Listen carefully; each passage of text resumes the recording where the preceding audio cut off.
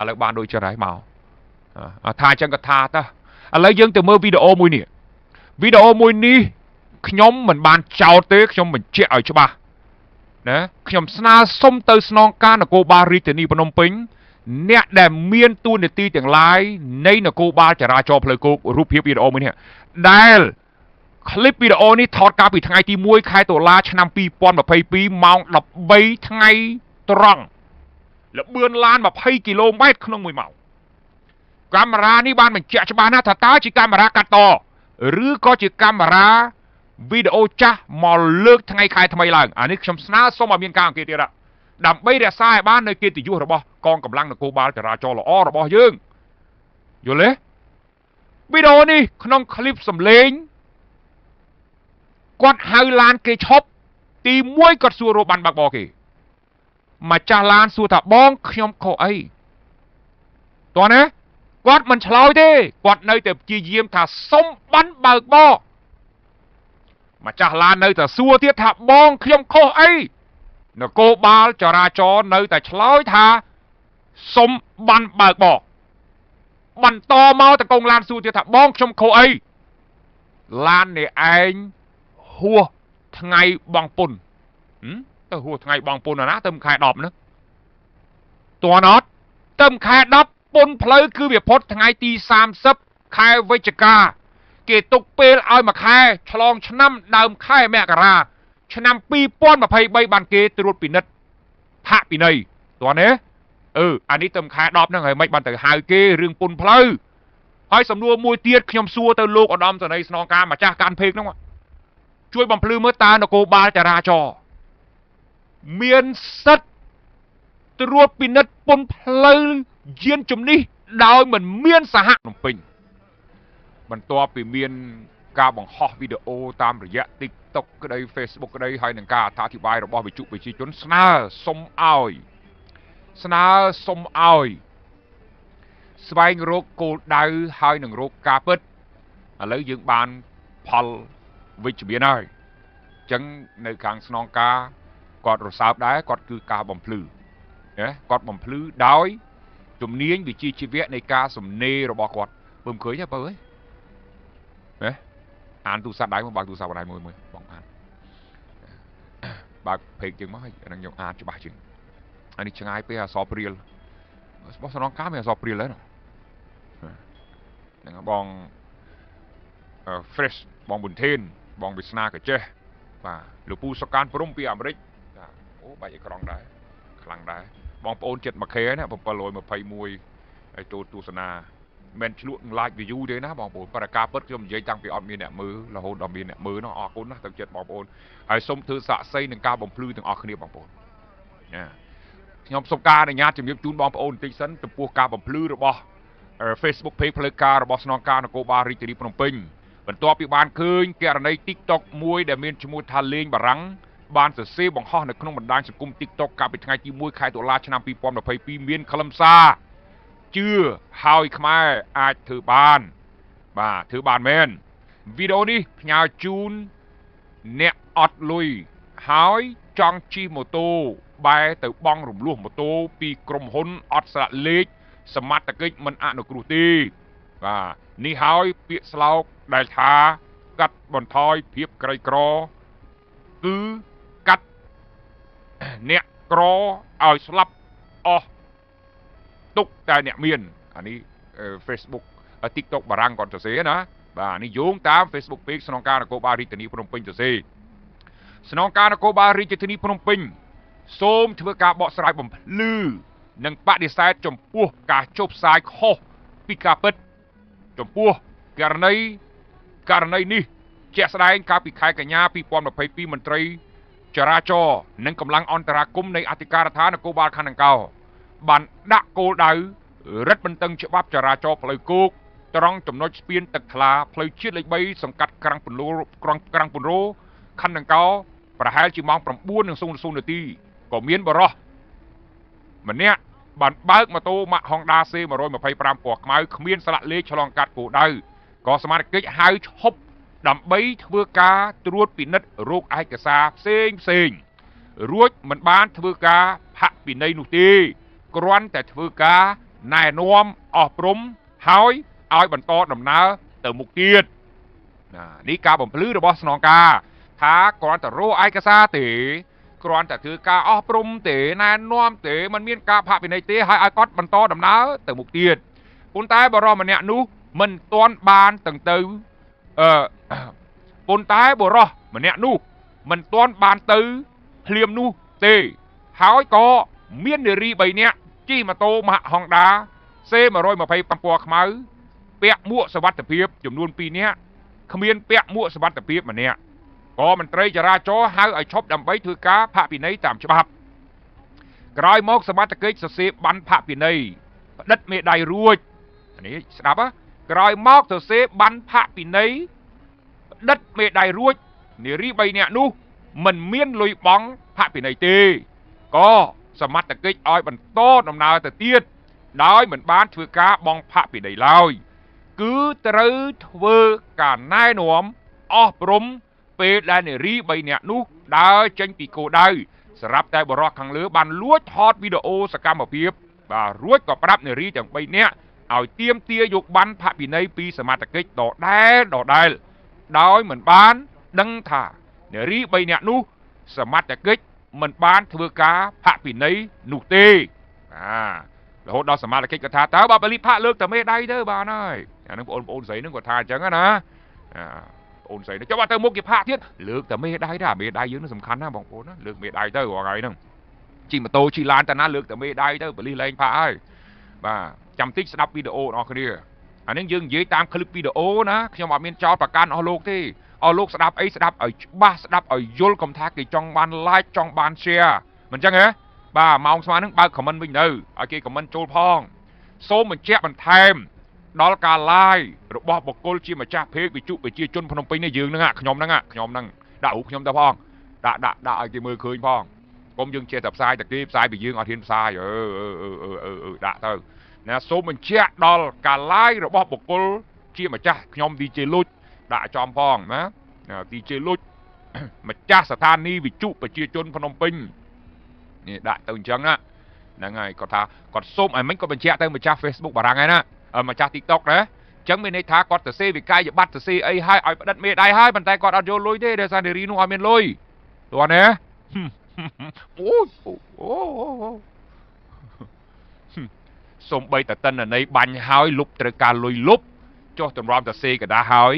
ហើយកระดาษចោលបានព្រោះกระดาษទៅសេហើយវាប្រកាសជាមានគោលបញ្ជីវាមិនអញ្ចឹងអាគោលបញ្ជីហ្នឹងហើយជាសក្ខីភាពនៃផុសតាងសម្រាប់ធ្វើរបាយការណ៍ទៅក្រសួងសេដ្ឋកិច្ចហិរញ្ញវត្ថុហ្នឹងហើយបើអត់យកលុយធ្វើម៉េចទាំងហើយកระดาษហ្នឹងរំលងលេខមិនអញ្ចឹងกระดาษមួយគេមិនអុកលេខរៀងឬយ៉ាងម៉េចអីយ៉ាងម៉េចសុំស្រួយស្រាយបំភ្លឺផងហ្នឹងហើយទៅសេกระดาษហើយបែរជាមិនផាកពិន័យធ្វើការអប់រំទៅវិញអាហ្នឹងខ្ញុំអរគុណចំពោះទឹកចិត្តដល់បងប៉ូលីសល្អនៃយើងមិនអញ្ចឹងចុងពេលដែលបាញ់កាមេរ៉ាគេថាអត់លុយទៅអាកាមេរ៉ាលបឿននោះហើយចាំបាច់ឲ្យគេទៅលុបតិន្នន័យយកលុយជាធ្នូទៅលុបធ្វើអីប៉ូលីសកំពង់ចាមប៉ូលីសនៅគោលដៅមួយចំនួនទៀតមិនអញ្ចឹងបងតាមច្បាប់2-10 ម៉ឺនឥឡូវចេះលុបតិន្នន័យហ្នឹងបងប្រមាណអាហ្នឹងជាស្អីវិញហ្នឹងហើយនឹងសុំបំភ្លឺទៅអានេះសួរមិនមែនចោលទេសួរដើម្បីឲ្យអស់លោកជាស្នងការជាមេនគរបាលចរាចរណ៍បើកបេះដូងឲ្យទូលាយប្រជាពលរដ្ឋខ្មែរឥឡូវអត់ល្ងងដូចមុនទៀតទេប្រជាពលរដ្ឋឥឡូវស្ដាប់ប្រសាសន៍ថ្នាក់ដឹកនាំសម្ដេចតេជោនៃយើងប្រមុខរាជរដ្ឋាភិបាលនៃយើងគឺលោក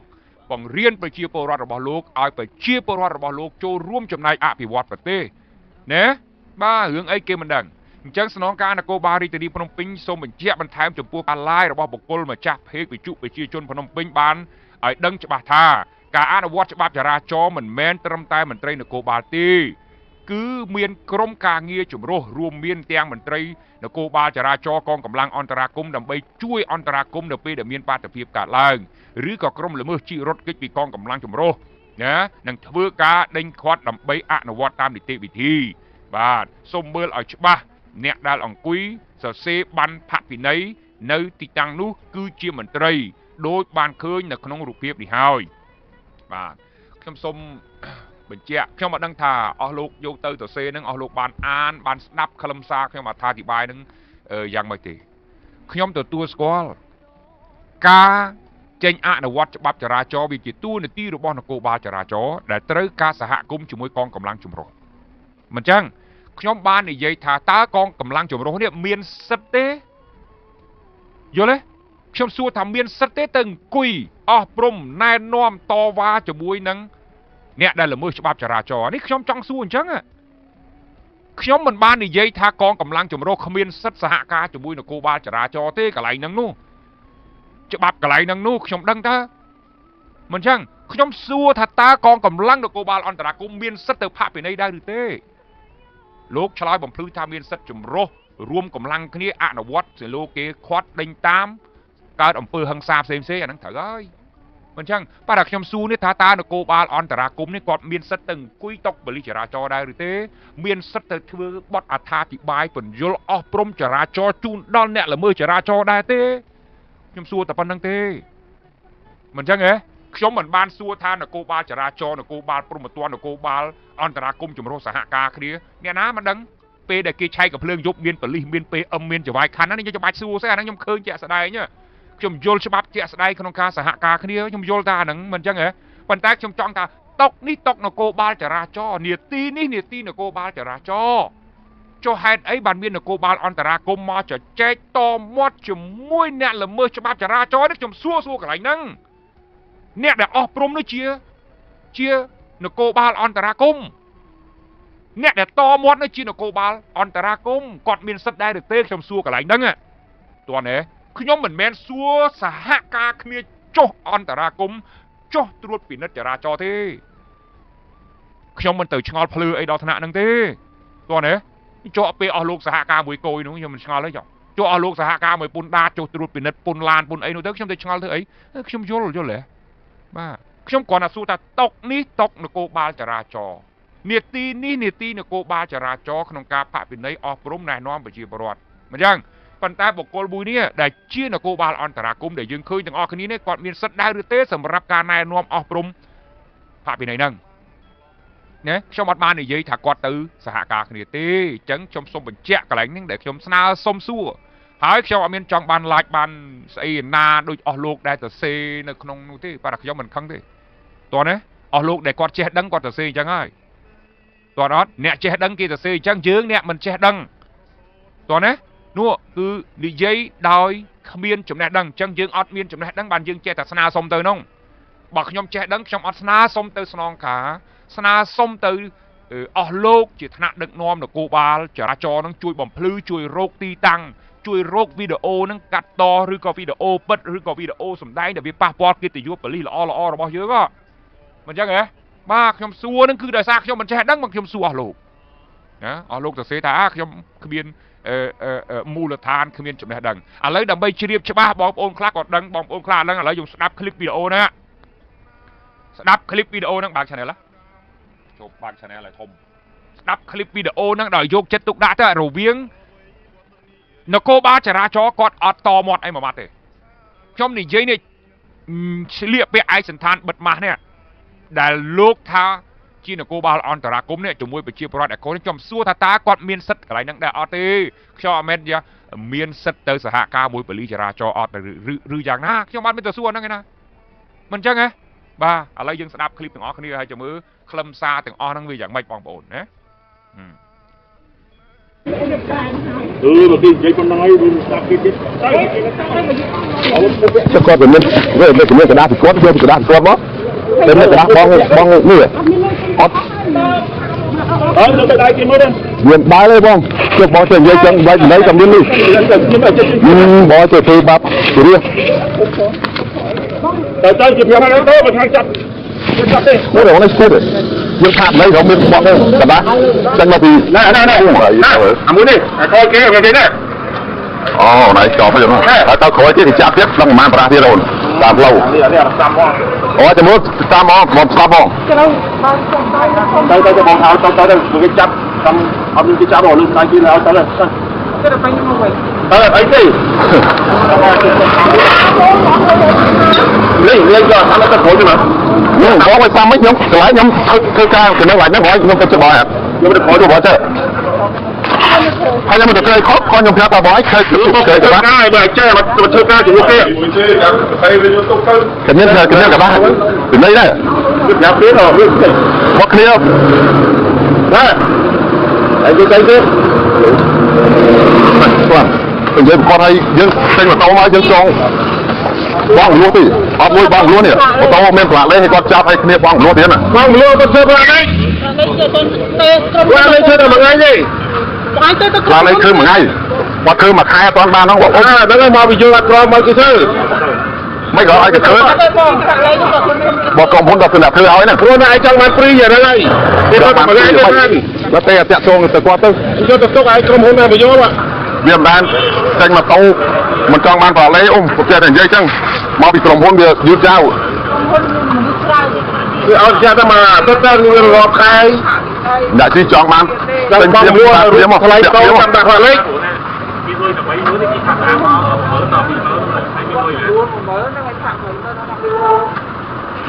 មកឲ្យជួបគាត់តោអត់ផ្លាកលេខទៅណាយកមកយកទៅទុកមកយកទុកឲ្យនេះក្រុមហ៊ុនដោះស្រាយទៅទៀតអីទេឲ្យក្រុមហ៊ុនឯងដោះស្រាយទៅវិញទៅបានអត់គ្នាទៅយកដល់ខេត្តតកៅប៉ុន្តែទៅយកវាមិនបានក៏បានទៅយកទៅចាំមកចាំក្រុមហ៊ុនមកទៅចាំមកយកទៅដោះស្រាយទៅក្រុមហ៊ុនគាត់មានកដាឲ្យគាត់មើលយើងទៅខុសអីអ្នកទិញចង់បានក៏ផ្លាកលេខព្រៀងថ្ងៃអូម៉ូតូហ្នឹងអូ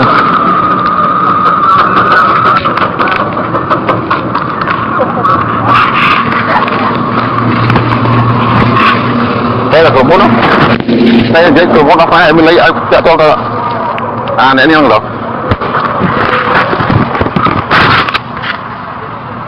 នឹងចោះឥឡូវសង្គមតែបងប្អូនស្ដាប់យល់មិនចឹងខ្ញុំអាណាទៅថ្លើមធំស្ដីឲ្យអ្នកចេះដឹងមិនចឹងខ្ញុំឯណាមានសិទ្ធទៅចេះស្ដីឲ្យអស់លោកប៉ូលីសអស់លោកស្ដាប់អត់យល់ខ្លួនឯងខ្សោយខ្ញុំបើយើងបើកតិចខ្សោយឥឡូវដាក់ខ្លាំងវិញទៅលឺខ្លាំងហើយមិនចឹងnghiệpសួរអាដាមមិត្តភក្តិយកទស្សនាដែរបងប្អូនខមមិនច្រើនបងប្អូនបានស្ដាប់យល់ហើយពីប្រធានបទអង្គហេតុក៏លោកថាខ្ញុំអត្ថាធិប្បាយទៅអត់លឺសំឡេងមកខាងណាបើឲ្យគាត់បានទៅធ្វើការជំនួសគេទៅយល់ទេហ្នឹងហើយភាសាជនបិទមុខភាសាជនបិទមុខដល់ពេលយើងសួរនាំមើលអញបងហើយអញនិយាយប៉ុណ្ណឹងក៏បានដែរសាកមើលមិនជឿ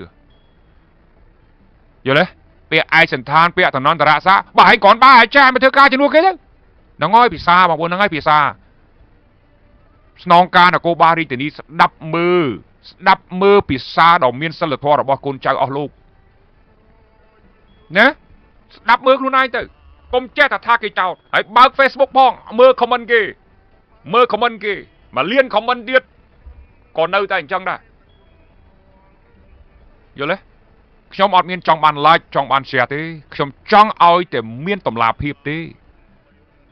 ព្រោះខ្ញុំចង់បានល្អខ្ញុំនិយាយនេះខ្ញុំការពារនគរបាលល្អរបស់ខ្ញុំអត់ចង់ឲ្យបងប្អូនយើងម៉ៃថានគរបាលអាក្រក់ទាំងអស់អត់ទេយើងបែងចែកឲ្យច្បាស់ដូចខ្ញុំនិយាយខ្ញុំប្រាប់ថាគោលដៅណាឲ្យស្វែងរកមិនអញ្ចឹងហ៎គោលដៅណាដែលទៅធ្វើការផាកពិន័យប្រើភាសាដូចមិនមែនជាអ្នកចេះដឹងនេះឥឡូវយើងស្ដាប់មើលខ្លួនឯងទៅមិនហើយចង់បានហ្វ្រីគាត់អត់យល់ពីនីតិវិធីនៃការបង់រំលោះផងហ្នឹងបុគ្គលិកខ្ញុំបង់រំលោះម៉ូតូមួយតម្រាំបានស្លាកលេខ2អាទិត្យមិនទាន់បានផងគ្នាអត់ហ៊ានជិះយកម៉ូតូមកទុកចោលនៅរ៉ាឌីអូនេះហើយខ្ញុំក៏ប្រាប់ថាត្រូវហើយទោះយើងមានឯកសារក៏ដោយបញ្ជាក់ពីបង់រំលោះសាធារណការស្អីក៏ដែរកុំជឿអត់ជឿទេតែអត់លេខគឺយកលុយហើយមិនអញ្ចឹងហ៎ហើយបើផាកអត់យកលុយហូយអរគុណព្រះផាកអត់យកលុយកូនចៅខ្ញុំមានតែ 5000 ក៏យកដែរគ្នាស្ពះអំវកស្ទើរតែលិតជង្គង់ថាអត់បាយស៊ីហើយហ្នឹងយល់ទេបាទនៅតែថាត្រូវតែផាក់បើមិនចឹងឯងយកទៅស្នងការបាទលោកនិយាយអត់ខុសទេលោកនិយាយត្រូវតើខ្ញុំមានថាអីខុសលោកនិយាយត្រូវប៉ុន្តែលោកខ្ញុំនិយាយច្បាប់ក៏វាមានចរិតល្អរបស់ច្បាប់ដែរយល់ទេយប់មិញខ្ញុំអង្គុយមើលតុលាការគេហៅថាអា Code Provident របស់អាមេរិកហ្នឹង នាងមួយនេះគេហៅថាគាត់ឈប់គាត់ស៊ីលុយអាលុយរបស់រដ្ឋាភិបាលមួយអាទិត្យជាង$200នោះណាគាត់មានកូន4នាក់5នាក់ហើយប៉ូលីសផាកពិន័យគាត់$100គាត់អត់មានយល់ទេគាត់សុំ$50គាត់គេថា I can pay $50ប៉ុន្តែ$50បងរំលោះ4អាទិត្យតុលាការអង្គុយសោចប៉ុន្តែយោងតាមស្ថានភាពជីវភាពជាក់ស្ដែងតុលាការប្រាប់ថាយល់ទេ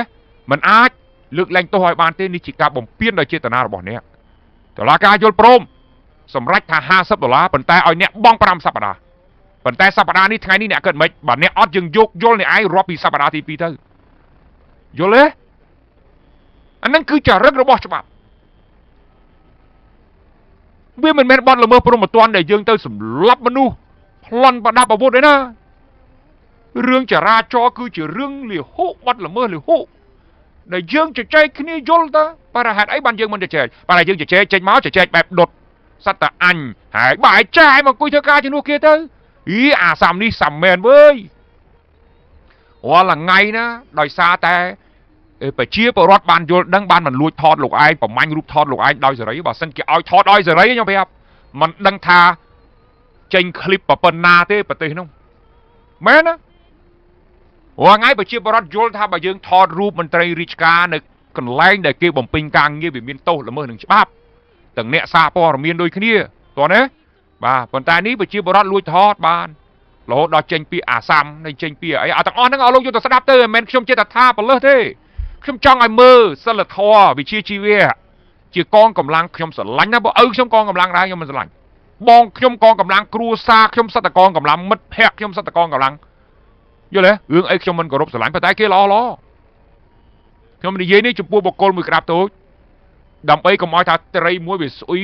មួយស្អុយមកកត្រកឥឡូវនីតិរបស់ចរាចរណ៍គឺជានីតិមួយពេញនិយមណាស់សម្រាប់ស្រុកយើងមិនចឹងឥឡូវយើងទៅមើលឥឡូវសំបីតែទៅហាងកាហ្វេទៅហាងកាទៀវទៅកន្លែងណាក៏គេនិយាយទៅរឿងប៉ូលីសចរាចរណ៍រហូតដល់គេនិយាយទល់មុខប៉ូលីសចរាចរណ៍គេមិនខ្លាចចិត្តខ្លាចក្រែងផងគាត់ណានិយាយគ្នាមែនតើណាបងប្អូនខ្ញុំនិយាយនេះក្នុងបំណងការពារស្រឡាញ់យុត្តិធម៌ស្រឡាញ់ភាពស្អាតស្អំស្រឡាញ់ទាំងវើល្អប៉ុន្តែអ្នកដែលអាក្រក់ប្រើសម្ដីគ្របគ្រៀតអសរោះដូចមិញអីខ្ញុំទទួលយកបានទេក៏អូននេះមិញចិត្តធ្ងន់ណាថតឲ្យនិយាយឡើងទុនប្លន់ទៅវិញអ្នកតកែវអញ្ចឹងឃើញទេគាត់និយាយអញ្ចឹងឃើញគាត់បញ្យល់ទេ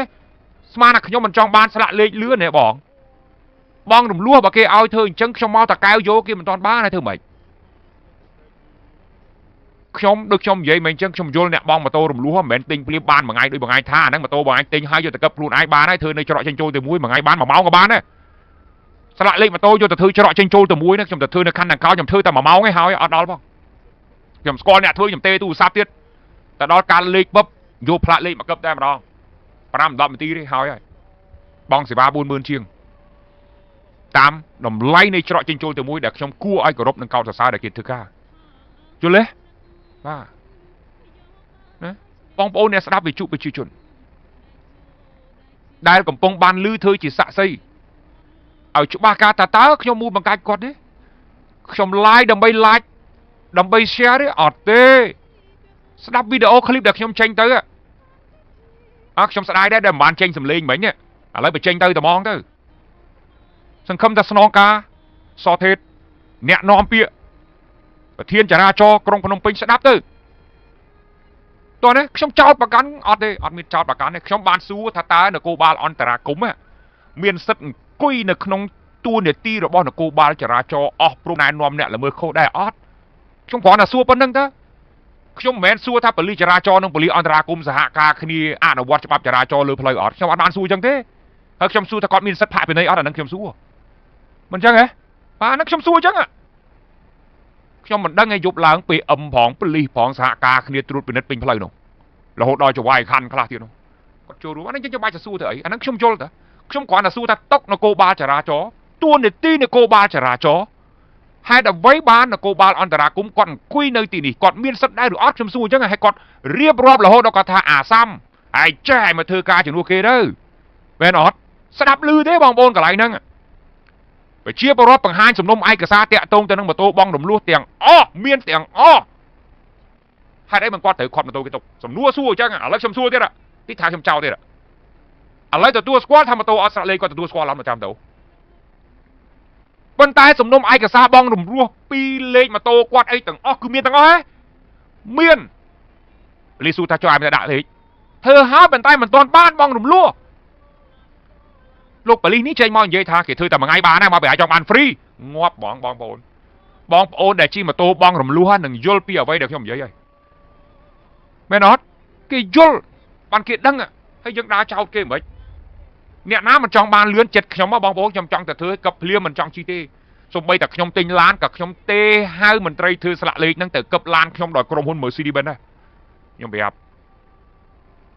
អូគាត់អត់យល់ខ្ញុំចេញភ្លាមគាត់ហៅណាស្តុបក្បាលខ្នល់ហ្នឹងហៅខ្ញុំថាចុយឡានទៅទិញជីមតនបាន1គីឡូផងហៅហើយនេះឯកសារនេះអីហើយខ្ញុំទេថាយកឡានទៅក្រុមហ៊ុនវិញនិយាយគ្នាស្រាប់អត់បានឃើញអត់ចឹងមកខ្ញុំប្រាប់ថាកុំរៀបរាប់ពីឯកសារចឹងបានបុគ្គលិកធ្វើការមួយខ្ញុំគាត់ជិះម៉ូតូបងរំលោះពីអាទិត្យអត់បានស្រាក់លេខគាត់យកម៉ូតូមកចតចោលនៅរ៉ាឌីយ៉ូហ្នឹងពីសុវត្ថិភាព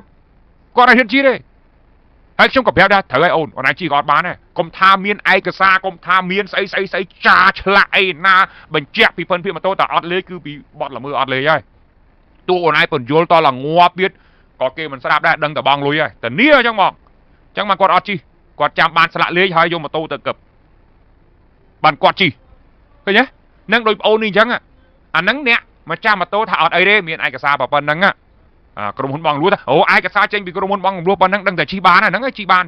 ប៉ុន្តែបលីហៅឥឡូវបលីហៅឯកសារទាំងអស់មានត្រូវយកម៉ូតូគាត់ទុកនៅខណ្ឌចាំឲ្យក្រុមហ៊ុនបងរំលោះយកស្លាកលេខមកដោះស្រាយឃើញអត់លឺអត់មិញជួយធ្វើសាកសីគ្នាបងប្អូនចឹងកុំចេះតែហ៊ានថាអូម៉ូតូនឹងទិញហើយមានឯកសារទិញលក់ហើយចុះថ្ងៃចូលខែហើយឯកសារអីបានអស់ហើយអាចធ្វើចរាចរណ៍បានអានោះមន្ត្រីអ្នកធ្វើនឹងគេឲ្យយើងជិះចឹងបានអត់អីទេមិនទេប៉ុន្តែមន្ត្រីចរាចរណ៍គោលដៅមួយចំនួនគាត់អត់ស្ដាប់ចឹងទេគាត់ដឹងតែអត់លេខហើយបញ្យល់មិនគឺនៅតែអត់លេខហ្នឹងបញ្យល់ចុះបញ្យល់ឡើងគេឃើញនិយាយមិញលេខគេធ្វើតែមួយថ្ងៃទេមិនចឹងហ៎បញ្យល់ចុះបញ្យល់ឡើងឯងនិយាយច្រើនយកឲ្យទៅខណ្ឌដាក់ទៅខណ្ឌយកទៅកន្លែងតែហ្មងទៅចាំក្រុមហ៊ុនបងលួចមកដោះស្រាយគេលឺភាសាហ្នឹងអត់គេអូននោះមិននិយាយថាយើងមានឯកសារឲ្យយកទៅក៏យកទៅចាំឲ្យក្រុមហ៊ុនបងរួមមកដោះស្រាយលឺហ៎បងប្អូនពិចារណាមើលសម្ដីគាត់និយាយខ្ញុំមិនមែនមកដុតអីក្លោចរយឲ្យឆៅទេខ្ញុំគ្រាន់តែចង់លើកជាគោលការណ៍ច្បាប់បើច្បាប់បានចែងឲ្យធ្វើតាមច្បាប់ទៅកុំធ្វើឲ្យលើបើច្បាប់ចែងថាអញ្ចឹងអនុវត្តទៅមិនអញ្ចឹងហ៎បាទហើយត្រួតពិនិត្យមើលខ្លឹមសារដែលខ្ញុំនិយាយឡើងវិញខ្ញុំសូមបញ្ជាក់សារភាពថាដោយសារខ្ញុំមិនចេះដឹងហ្នឹងហើយបើខ្ញុំសួរទៅលោកអ្នកចេះដឹងណារឿងហ្នឹងថ្ងៃហ្នឹងដែលខ្ញុំលើកជាប្រធានបទជូនបងប្អូនខ្ញុំផ្ដាំទៅបងប្អូនប្រជាពលរដ្ឋខ្មែរដែលបងរំលោះម៉ូតូបងរំលោះឡានទោះបីក្រុមហ៊ុនរំលោះឬក្រុមហ៊ុនម៉ូតូថាឯកសារហ្នឹងជិះបានហើយបងណាបើប៉ូលីសផាកហៅបងយកឯកសារហ្នឹងឲ្យគាត់មើលទៅកុំជឿព្រោះគាត់មិនមែនអ្នកជិះទេគឺយើងអ្នកជិះអ្នកដែលជួបប៉ូលីសគឺយើងប៉ូលីសដែលហៅគឺយើងអ្នកនិយាយមិនមែនក្រុមហ៊ុនបងរំលោះមិនមែនក្រុមហ៊ុនលក់ម៉ូតូទេមកនិយាយមួយយើងទូឯកសារយើងចេញតាមគោលការណ៍ក៏ដោយតោះណាបាទដូចបងប្អូននេះអញ្ចឹងគឺគាត់អ្នកប្រជុំមុខក្រុមហ៊ុនរំលោះចូលគាត់ទៅខ្លាចស្អីឲ្យយកទៅខណ្ឌយកទៅលុយរបស់ក្រុមហ៊ុនហ្នឹងមិនអញ្ចឹងប៉ូលីសហៅលោកឯងថាមិនអីលោកឯងទៅដោះស្រាយជាមួយប៉ូលីសចរាចរណ៍ទៅដោះស្រាយជាមួយប៉ូលីសសហការអន្តរាគមន៍គ្នាហ្នឹងទៅមកគេយកទៅខណ្ឌហើយគាត់មានអស់លុយ1រៀលស្អីអត់ខ្លាចទេបើម៉ូតូលុយគាត់មើលមិនគាត់ភ័យអានេះមិនកំហុសគាត់ទេធ្វើម៉េចឲ្យឯកសារអស់ហើយឃើញនឹងភ្នែកអស់ហើយថាមានរំលោះអស់ហើយប៉ារ៉ាមិនអនុញ្ញាតទៀតតែយកទៅធ្វើធ្វើចឹងទៅអាហ្នឹងគេហៅគោលដៅនៅក្រាំងបុរោប្រជាពលរដ្ឋដែលត្រូវបាននគរបាលកន្លែងនឹងផាក់គាត់ដឹងទីតាំងដឹងមុខច្បាស់ណាស់ទាំង2ទាំង3ទាំង4នាក់ប៉ុន្តែខ្ញុំសុំមិននិយាយទេកុំឲ្យគេថាអាក្រក់ចឹងសូមគិតពិចារណាឡើងវិញខ្ញុំនិយាយគោលដៅមួយចំនួនទេខ្ញុំនិយាយបុគ្គលដែលអនុវត្តច្បាប់មួយចំនួនទេមិនមែនប៉ះពាល់ទៅដល់ស្ថាប័នទាំងមូលទេសូមបញ្ជាក់ជ្រាបជាដំណឹងអានេះខ្ញុំលើកសំណួរសួរអញ្ចឹងប៉ុន្តែឥឡូវគាត់បានបកស្រាយហើយប៉ុន្តែគាត់បកស្រាយនៅអ្វីដែលខ្ញុំស្នើសុំទៅនឹងវាមិនដូចចិត្តទេខ្ញុំគ្រាន់តែសួរថាតួនាទីនគរបាលចរាចរណ៍ធ្វើអីនៅពេលដែលផាកពិន័យចរាចរណ៍តួនាទីនគរបាលអន្តរាគមន៍គាត់សរសេរហើយអីខ្លះការពារកម្លាំងចម្រុះហ្នឹងធ្វើការដេញតាមចាប់យមអនុវត្តនីតិវិធីណាកម្លាំងអន្តរាគមន៍ជួយអន្តរាគមន៍នៅពេលដែលមាន បាតុភិបកើតឡើងណាហើយនឹងក្រុមល្មើសជិះរត់គេចអាហ្នឹងខ្ញុំយល់តើខ្ញុំសួរថាតុកប៉ូលីសចរាចរណ៍ដែលបងមួយអង្គុយថាហើយចេះឲ្យមកធ្វើការជំនួសគេទៅពាក់ម៉ាស់ក្បាលពោះធំនោះគាត់អង្គុយនៅតែនឹងគាត់អស់ព្រំតែនឹងថាហើយទៅមុខទៀតទៅបើប៉ូលីសណាហៅឲ្យលើកមេដៃមានលឺទេបងប្អូនមានលឺទេលោកស្នងការមានលឺទេមេដៃហ្នឹងដែលបញ្ជាក់សញ្ញាថាកុំឲ្យប៉ូលីសផាកអូយើងជិះម៉ូតូទៅមុខពេលប៉ូលីសហៅលើកមេដៃនេះខ្ញុំបដិទ្ធមេដៃហើយមិញផងលើកអញ្ចឹងមែន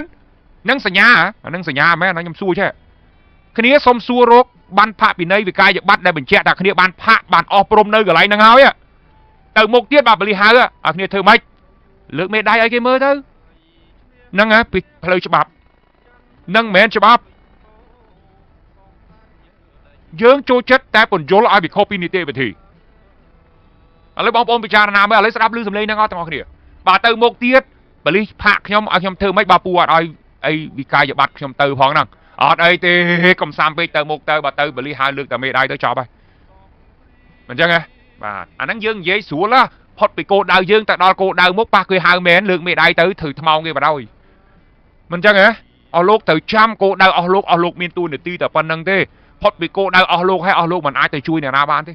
អញ្ចឹងអ្វីដើម្បីជួយអ្នកណាបានគឺបញ្ជាក់លិខិតស្នាមគតិយុត្តច្បាប់ឲ្យច្បាស់មិនអញ្ចឹងណាសូម្បីតែគ្នាជិះម៉ូតូបងរំលោះអត់លេខនោះដើម្បីគ្នាជិះបានមានតែលិខិតស្នាមគតិយុត្តប៉ុណ្្នឹងហើយនៅគេមិនព្រមអានមិនព្រមមើលមិនព្រមយកយល់ថាបងរំលោះមិនទាន់បានស្លាកលេខផងមិនអញ្ចឹងតើតែមានស្លាកលេខតែហ្មងអានឹងបានវាគ្រប់ជ្រុងជ្រោយនេះគ្រាន់តែជាប្រធានបទដែលខ្ញុំលើកហើយខ្ញុំអរគុណហើយចំពោះការប្រតិកម្មរហ័សត្រឡប់មកវិញក្នុងការស្រាយបំភ្លឺណាស្រាយបំភ្លឺហើយរឿងទាំងអស់ទុកឲ្យប្រជាពលរដ្ឋជាអ្នកផ្ដាល់គំនិតយោបល់ខមមិនទៅខ្ញុំអរគុណចំពោះការប្រតិកម្មរហ័សទៅវិញទៅមកក្នុងនាមខ្ញុំប្រព័ន្ធផ្សព្វផ្សាយខ្ញុំមានទួនាទីតែផ្សព្វផ្សាយទេខ្ញុំមិនដុតឲ្យខ្លោចរយឲ្យឆៅទេណាខ្ញុំសុំឲ្យការបំភ្លឺទីបំផុតលោកបំភ្លឺតែអ្វីដែលខ្ញុំសុំបំភ្លឺខាងនោះលោកបំភ្លឺខាងនោះក៏វាមួយយ៉ាងដែរក៏វាបានភ្លឺខ្លះម្ខាងដែរខ្ញុំគ្រាន់តែចង់ដឹងតែប៉ុណ្្នឹងទេណាពីមុនប៉ូលីសចរាចរណ៍អញ្ចេះយើងថាជនស៊ីវិលនាំគេទៅដាក់ប្រចាំអានឹងរឿងជនស៊ីវិលចាប់ដៃយកលុយគេថាប៉ូលីសចរាចរណ៍យើងថាមិនមែនប៉ូលីសចរាចរណ៍ទេមន្ត្រីជាប់កិច្ចសន្យាគេថាចាប់ដៃយកលុយតាមស្តុបយើងមិនមែនថាប៉ូលីសចរាចរណ៍ទេយើងបំភ្លឺថាពួកម៉ូតូដប់ជនបិទមុខជនពាក់មួកអីចឹងទៅកន្លងទៅមិនចឹងហ៎អានឹងយើងនិយាយអានឹងការបំភ្លឺរបស់លោកគេទទួលចូល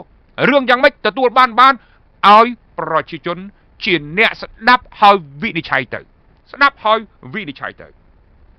ថ្ងៃនេះខ្ញុំនឹងលើករឿងអរគុណបងប្អូនច្រើនពេកខ្ញុំអានឈ្មោះអត់ទាន់ទេសូមអធិស្ឋានបងប្អូនជួយ follow page យើងផងហ្នឹងហើយថ្ងៃនេះច្រើនណាឡើងប្រហែល K 75K បងប្អូនចូលមើលទស្សនាឥឡូវខ្ញុំទៅនិយាយរឿងទី2មួយទៀតបើជ្រុលនិយាយចរាចរណ៍ខ្ញុំនិយាយតែម្ដងទៅប៉ុន្តែថ្ងៃនេះខ្ញុំសូមការយោគយល់ពីបងប្អូនប្រជាពលរដ្ឋដែលធ្វើដំណើរតាមផ្លូវណាប្រមុខរដ្ឋរបស់គុយបាហើយជាមួយនឹងសម្ដេចតេជោនិងថ្នាក់ដឹកនាំជាន់ខ្ពស់នៃប្រជាណាចក្រកម្ពុជានឹងធ្វើការជួបពិភាក្សារវាងប្រទេសកម្ពុជានិងគុយបាមិនចឹងទេតាំងពីម្សិលមិញល្ងាចមានការកកស្ទះចរាចរណ៍សុំការអធិស្ឋានសុំការយោគយល់ពីបងប្អូនប្រជាពលរដ្ឋខ្មែរដែលប្រើប្រាស់ផ្លូវទាំងឡាយម្សិលមិញស្ទះចរាចរណ៍ខ្លាំងណាស់ស្ទះឡានស្ទះម៉ូតូខ្លាំងណាស់ដោយសារយើងជាម្ចាស់ផ្ទះជាកិត្តិយសជាមោទនភាពណាដែលថ្នាក់ដឹកនាំកម្ពុជារបស់មហាប្រទេសមួយមកកាន់ប្រជាណាចក្រកម្ពុជាក្នុងដំបូលសន្តិភាពបើអត់មានសន្តិភាពក៏ប្រមុខការទូតប្រមុខរដ្ឋធំនៃប្រទេសគេមកកម្ពុជាបានដែរតើតែកម្ពុជាធានាបានសន្តិភាពធានាបាននៅសុខសวัสดิភាពចាំគេមកទស្សនកិច្ចផ្លូវរដ្ឋជាមួយយើងអរគុណប្រមុខរាជរដ្ឋាភិបាលសម្ដេចតេជោនៃយើងដែលលោកបានខ្នះខ្នែងណាអភិវឌ្ឍកម្ពុជាអញ្ចឹងសូមចិត្តបងប្អូនដែលធ្វើដំណើរតាមផ្លូវស្ទះឡានស្ទះម៉ូតូចំផ្លូវក្បួនចំផ្លូវបណៈប្រតិភូបកាត់សូមឲ្យមានការយោគយល់អធិស្ឋានកន្លែងនេះបងប្អូនមិនលើសពី1ថ្ងៃ2ថ្ងៃទេលោកត្រឡប់ទៅវិញគឺដំណើរការធម្មតាឥឡូវយើងទៅមើលរឿងរ៉ាវទី2ដែលខ្ញុំចង់ជម្រាបជូនបងប្អូនសូមទោសណាបងប្អូនអានឈ្មោះអត់ទាន់ទេបើខមមិនលឿនយើងស្អីទៅទៀតណាលឿនមែនតើខ្ញុំអរគុណបងប្អូនមែនតើលឿនណាស់ខមមិនអញ្ចឹងបើគេថាយើងចង់បាន like បាន share បាន view ឥឡូវបានដូចចិត្តហើយមកថាអញ្ចឹងក៏ថាតើឥឡូវយើងទៅមើលវីដេអូមួយនេះ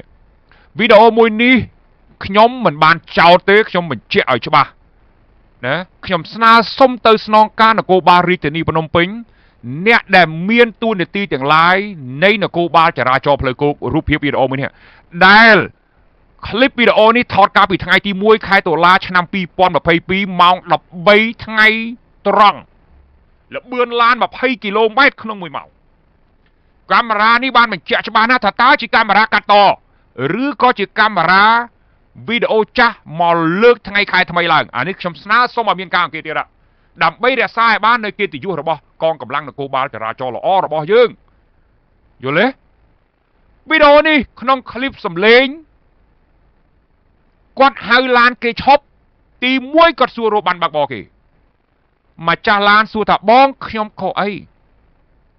តោះណាគាត់មិនឆ្លើយទេគាត់នៅតែព្យាយាមថាសុំបានបើកបរម្ចាស់ឡាននៅតែសួរទៀតថាបងខ្ញុំខុសអីនគរបាលចរាចរណ៍នៅតែឆ្លើយថាសុំបានបើកបរបន្តមកតកងឡានសួរទៀតថាបងខ្ញុំខុសអី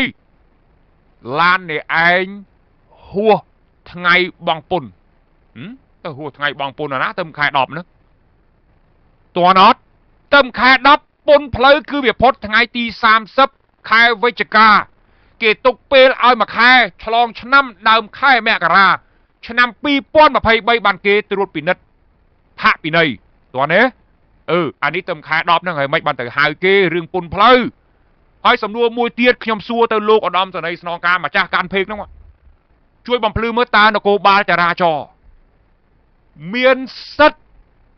ត្រួតពិនិត្យពុនផ្លូវយានជំនិះដោយមិនមានសហការជាមួយនឹងមន្ត្រីពន្ធដារដែរឬទេ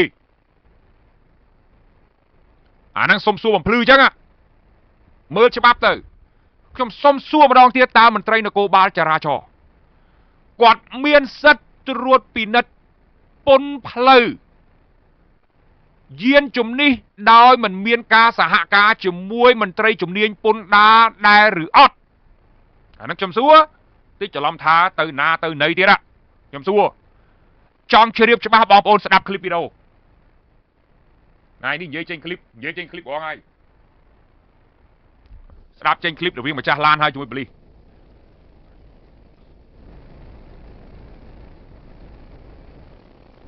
តោះចេញទៅតើលឺចុះហ៎តើលឺអត់ទៅភ្លេងមក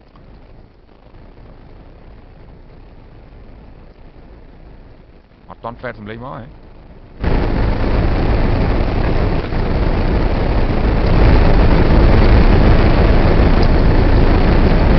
បងប្អូនស្ដាប់សំឡេងមើលទៅហើយតាមតាមបងប្អូនមួយមានមន្ត្រីកិច្ចសន្យាមួយមានមន្ត្រីពលិហ៎អាវលឿងសុទ្ធនេះគឺមន្ត្រីជាប់កិច្ចសន្យាពួកដៃសាលាក្រុង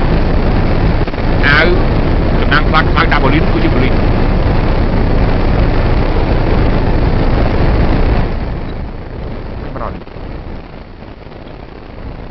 ចាំតិចបងប្អូនចាក់សំឡេងឲ្យបងប្អូនស្ដាប់ចាក់សំឡេងឲ្យបងប្អូនស្ដាប់ចាក់សំឡេងឲ្យលោកស្នងការស្ដាប់ថាតើរឿងនេះវាកើតឡើងជាការច្នៃប្រឌិតឬក៏ចង់មូលបង្កាច់សមត្ថកិច្ចរឿងយឺយ៉ាងម៉េចអញ្ចឹងមកខ្ញុំនៅតែសួរថាតើคลิปវីដេអូហ្នឹងណាធ្វើការត្រួតពិនិត្យមើលហើយនគរបាលចរាចរណ៍មានសិទ្ធិទៅត្រួតពិនិត្យពុនផ្លូវដោយអត់មានសហការជាមួយមន្ត្រីពុនដារដែរឬអត់អាហ្នឹងសួរអញ្ចឹងមិនបានអត់លឺសំឡេងទៅសុំម្ដងទៀតសុំអធិស្ឋានបងប្អូនអ្នកបច្ចេកទេសកំពុងឲ្យញាប់ដៃញាប់ជើងបងប្អូនយើងកុំចោតសុំស្នើឲ្យបងកុំឲ្យទៅពួននៅព្រៃចាំចាប់គេតែណាខ្ញុំធ្វើអីគេនៅទៅណាឆ្កុយមើលសំឡេងអត់ចេញនៅក្រៅចេញល្អតាឥឡូវយើងចាក់សំឡេងក្រៅហ្មងណាយើងចាក់សំឡេងក្រៅមើលទូរស័ព្ទបើកពេកទូរស័ព្ទណាបើកពេកជួយបើកពេកអាហ្នឹងចាក់ពីក្រៅទៅក្នុងនោះចាក់ពីក្រៅទៅក្នុងឲ្យបងប្អូនស្ដាប់ដោយយកចិត្តទុកដាក់ណាតាក់ទងទៅនឹងបញ្ហាអស់ហ្នឹងខ្ញុំណាពេញសារព័ត៌មានខ្មែរដាក់ទូលដាក់វីដេអូនេះទៅដំណើរគ្នាដាក់វីដេអូផងមានកាយទេបងអត់ទៅផងមានកាយទេបងលឿនបានបងបងដាក់នៅបានគឺបានបងបងខ្ញុំកុយទៅបានបងខ្ញុំ មានឥឡូវនឹងមានថ្ងៃឡើងផុតនេះផុតផ្លូវផុតផ្លូវហ្នឹងផុតផ្លូវខែ11ចាប់6ខែ9ហើយដល់នយោបាយរបស់ប្រមាណខ្ញុំមានតែតាមប្រមាណហ្នឹង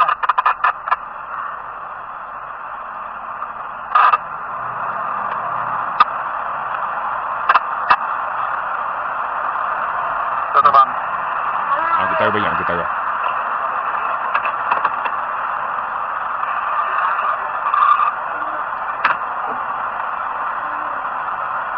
បងប្អូនអ្នកស្ដាប់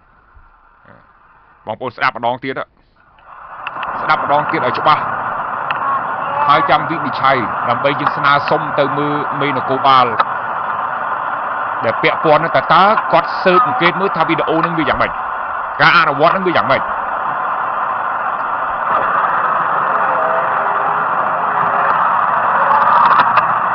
មានកាយទេបងនេះប៉ូលីសហៅគាត់មានកាយទេបង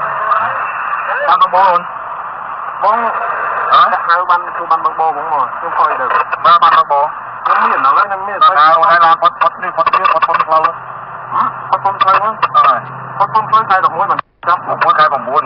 ហើយដល់នយោបាយរបស់ប្រមាណខ្ញុំមានតែតាមប្រមាណហ្នឹងហើយបានហើយប៉ុណ្ណឹងយើងស្ដាប់គិតទៅ